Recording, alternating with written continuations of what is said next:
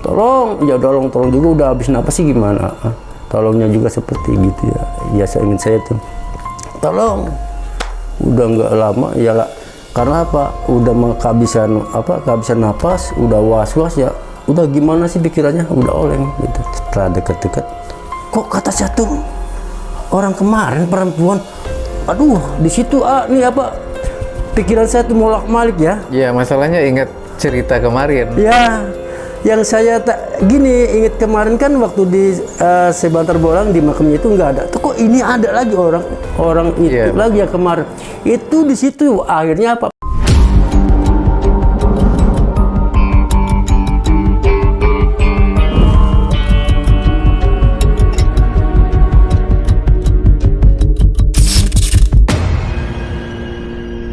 Assalamualaikum pemirsa, kembali lagi di channel Wali Misteri.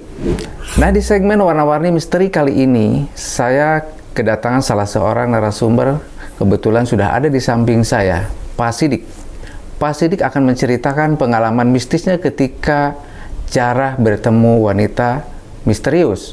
Seperti apa ceritanya? Mari kita sapa. Apa kabar Pak Sidik? Baik. Ya. Pak Sidik, begini.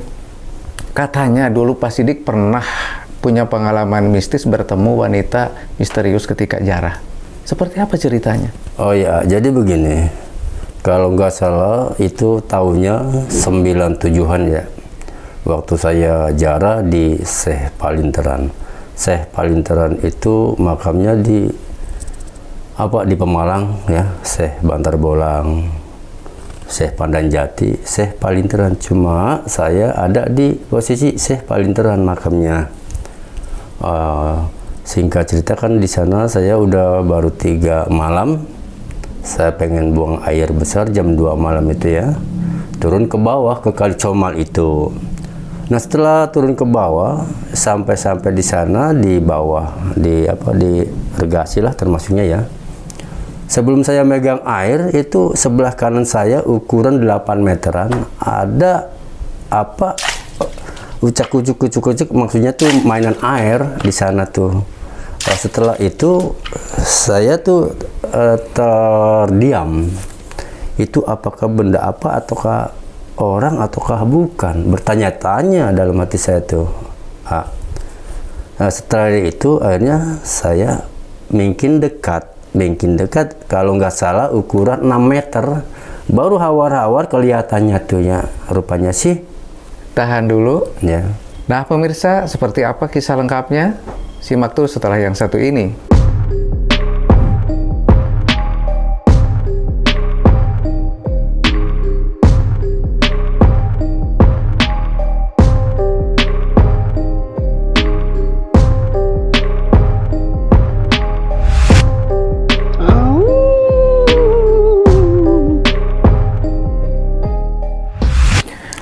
Pak Sidik, pada waktu kejadian itu, Pak Sidik di usia berapa, Pak? Oh, kalau nggak salah di usia 23 itu. Masih muda lah gitu. Waktu dulu saya pernah ya, dalam arti ya suka mondar-mandir ya, karena cari pengalaman kan gitu ya. Cari pengalaman, ya entah pengalamannya apa ya, pengalamannya seperti itu, melangkahnya. Artinya tuh ke makam-makam gitu. Seperti apa sih awalnya Pak Sidik bisa ketemu wanita misterius itu?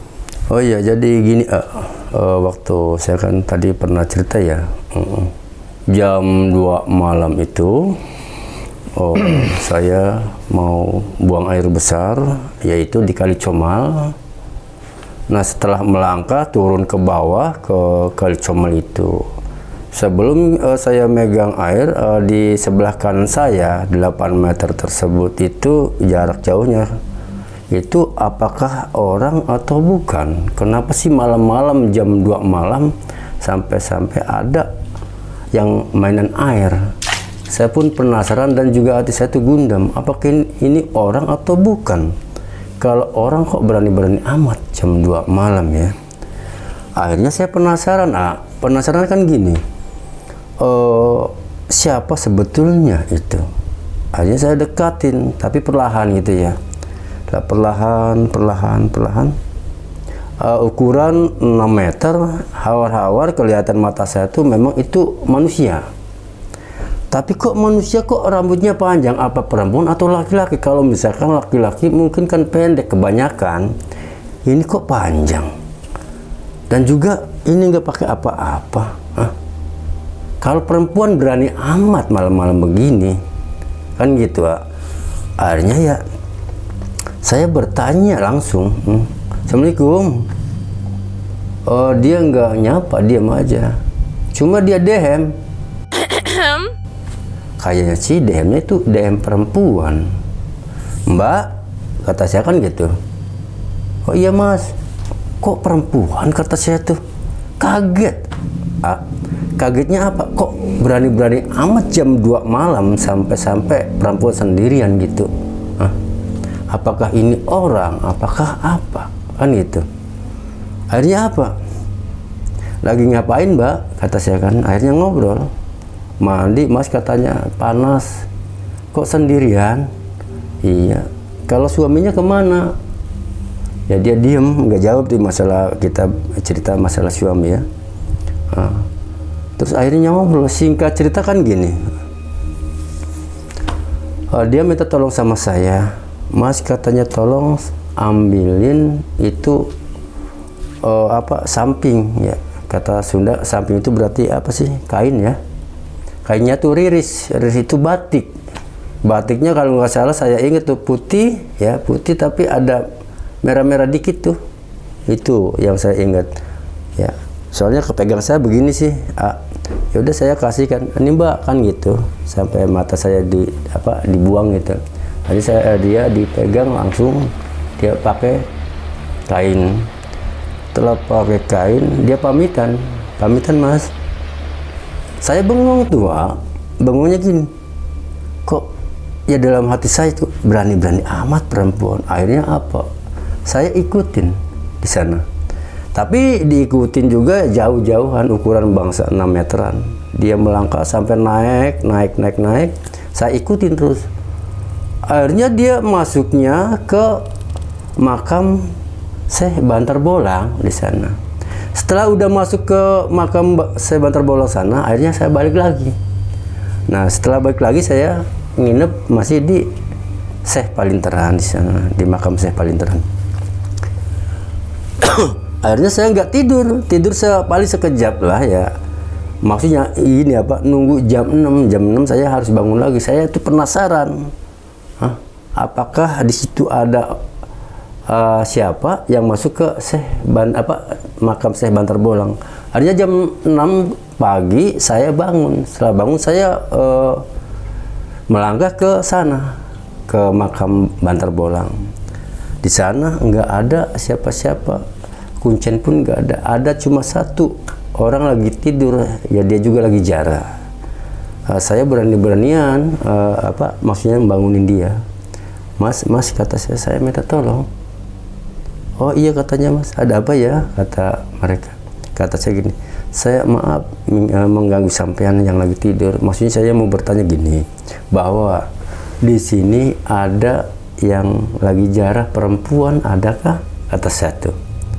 Dia jawab, saya udah 3 malam di sini mas, tapi belum nggak ada perempuan yang tidur di sini. Nah di situ saya bengong lagi tuh, masa perasaan saya tuh malam tuh masuknya ke sini, kok tiba-tiba pagi-paginya nggak ada. Nah di situ saya penasaran lagi ya.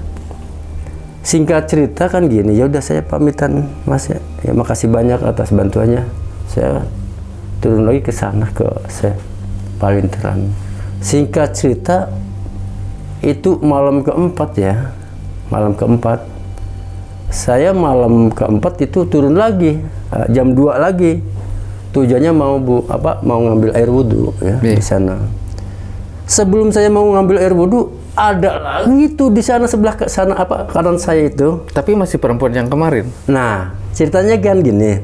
Saya juga di situ akhirnya sebelum saya megang air wudhu, ada yang mainan air lagi. Saya penasaran, kok katanya ada lagi ini, apakah orang kayak yang kemarin atau bukan? takutnya bukan lain lagi kan gitu. Akhirnya saya mendekatin lagi. Nah, sedikit setelah dekat-dekat, kok kata saya tuh orang kemarin perempuan.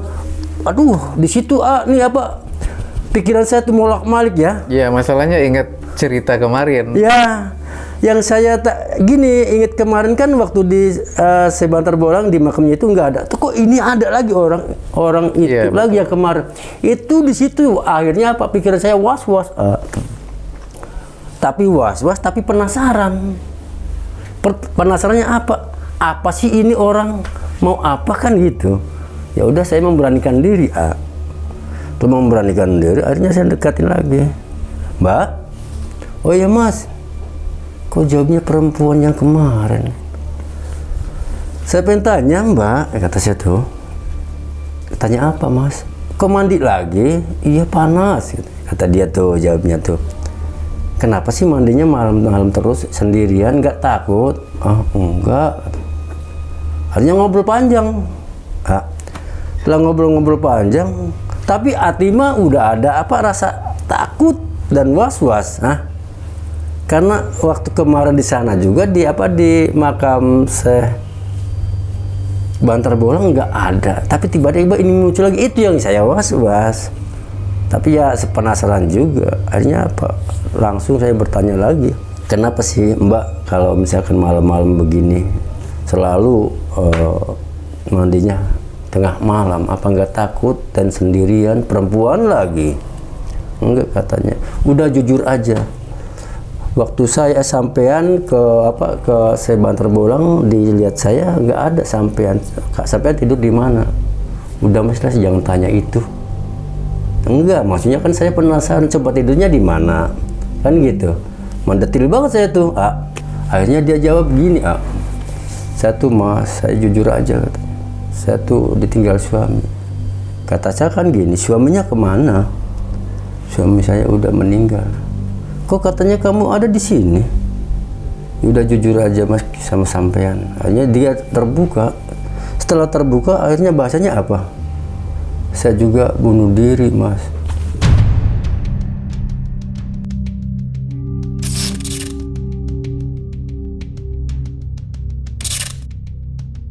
Saya kan kaget. Setelah dia bahasanya bunuh diri. Hanya udah saya takut, was-was. Akhirnya saya lari ketakutan. Setelah dia bahasanya bunuh diri, saya udah lari aja. Setelah lari, kita ya masuk tujuan tuh lari tuh mau naik ke sana ke atas tuh. Tiba-tiba ke tempat makam gitu. Ke tempat makam. Tiba-tiba larinya bukan ke sana. Akhirnya ke tengah sungai. Setelah ke tengah sungai, udah segini ya airnya. Akhirnya balik lagi. Setelah balik lagi terbirit-birit, udah larinya kemana entah. Nah di situ akhirnya kehabisan napas. Nah di situ saya minta tolong, ya tolong juga, udah habis napas sih gimana? Tolongnya juga seperti gitu ya. Ya saya tuh, tolong. Udah nggak lama ya lah. Karena udah kehabisan napas, udah was-was ya, udah gimana sih pikirannya, udah oleng gitu. Nah setelah kita kecapean lari, terus akhirnya kemana kita? Nah kan akhirnya, walaupun saya kehabisan napas ya, terpaksa saya terus naik. Walaupun saya napasnya habis, setelah itu ya nyampelah ke tempat kita tidur di makam yaitu Syekh Palinter itu. Nah di situ saya ya dalam arti karena nggak bisa ngomong ya, ngos-ngosan akhirnya udah di situ alhamdulillah nyampe juga. Oke. Nah akhirnya mungkin cerita-cerita di situ ya tentang kejadian tadi malam. Ya begitulah. Oke Pak Sidik, terima kasih. Pak Sidik sudah bisa berbagi pengalaman mistisnya. Demikianlah pemirsa pengalaman mistis yang dialami Pak Sidik. Bagaimana dengan Anda? Ada dulu baru yakin atau yakin dulu baru ada? Saya Walim Nur Hadi pamit undur diri, sampai jumpa di cerita mistis berikutnya.